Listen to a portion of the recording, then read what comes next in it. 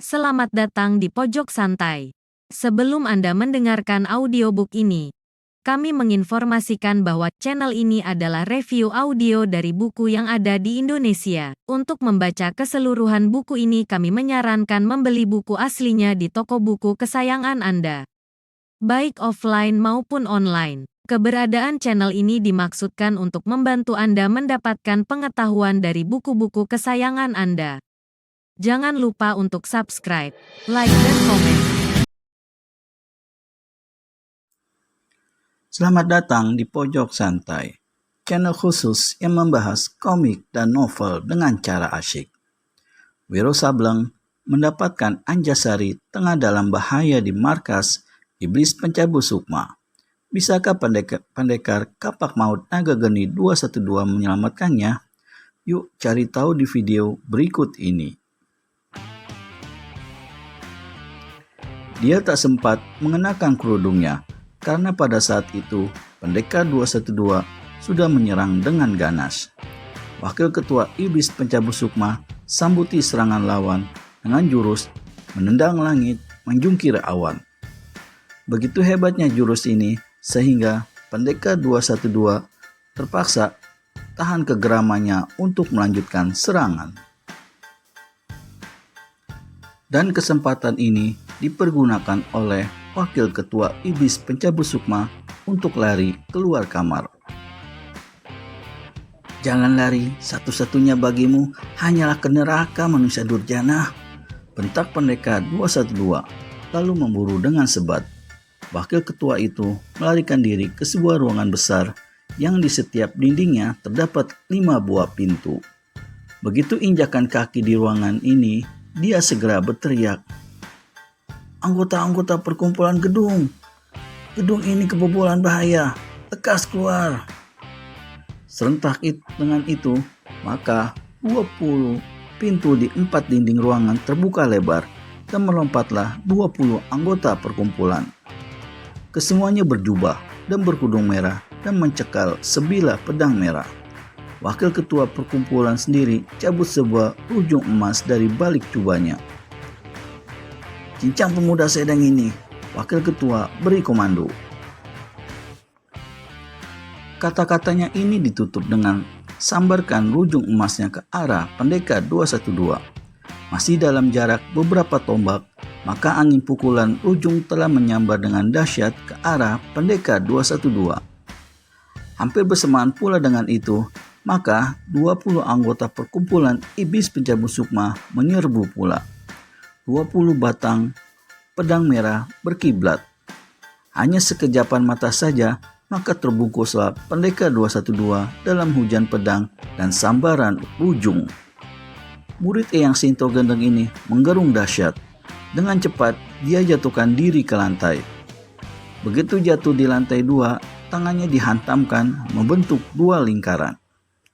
2 lingkaran sinar putih panas yang menyilaukan mata menggelombang. Di mana-mana terdengar pekikan kematian.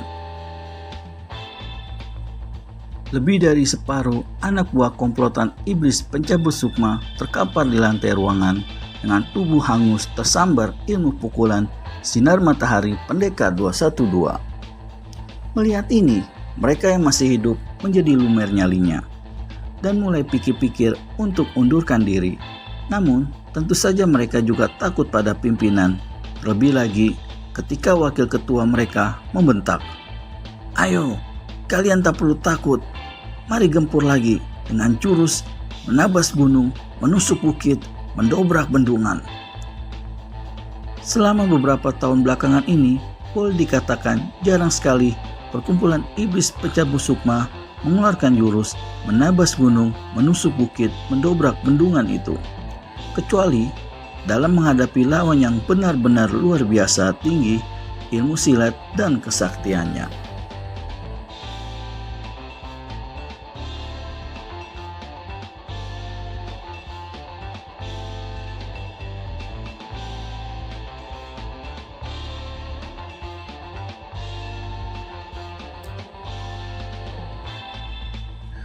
Dan hari itu, bila mereka mengeluarkan jurus yang dahsyat itu, nyatalah bahwa lawan yang mereka hadapi benar-benar hebat.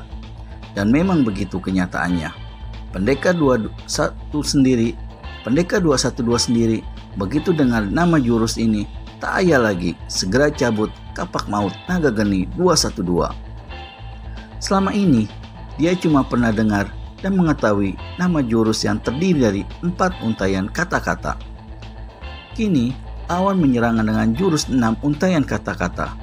2 orang yang masih hidup ditambah dengan wakil ketua perkumpulan yang saat itu masih memegangi rujung emasnya, tapi yang sudah kuntung karena diterabas kapak pendekar 212 saling berikan isyarat. 2 anggota yang masih hidup ini melompati Wiro dan kirimkan 4 serangan berantai sekaligus. Wakil ketua mereka sendiri melompat ke sebuah pintu dan menekan satu tombol rahasia. Pada detik pendekar 212 menerabas tubuh kedua lawannya dengan kapak maut, maka pada detik itu pula tiba-tiba lantai yang dipijaknya terbuka ke samping. Tak ampun lagi, tubuhnya pun melayang jatuh ke dalam sebuah ruangan sedalam 20 tombak. Sedangkan lantai ruangan yang tadi membuka kini secara aneh tertutup oleh jalur-jalur besi sebesar lengan.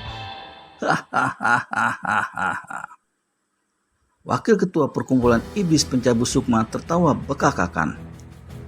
Sekalipun kau punya 10 kepala, 20 tangan dan kaki, jangan harap kau bisa keluar dari perangkap ini, pendekar 212. Sialan. Maki pendekar 212 sangat geram dan penasaran. Dihantamkannya tangan kanannya ke atas. Sinar putih berkiblat. Lantai ruangan di atasnya hancur runtuh. Tapi jalur-jalur besi yang menutup lubang perangkap sedikit pun tidak berubah. Wakil ketua perkumpulan sendiri saat itu dengan cepat sudah menghindar ke samping. Kemudian dari balik jubahnya dia keluarkan sebuah lonceng kecil. Begitu lonceng dibunyikan, maka muncullah ketua perkumpulan iblis pencabut sukma diiringi oleh 2 orang anggota kelas 1 yang berkepandaian sangat tinggi. Menyaksikan kematian banyak sekali anak buahnya, maka menggerenglah ketua perkumpulan ini.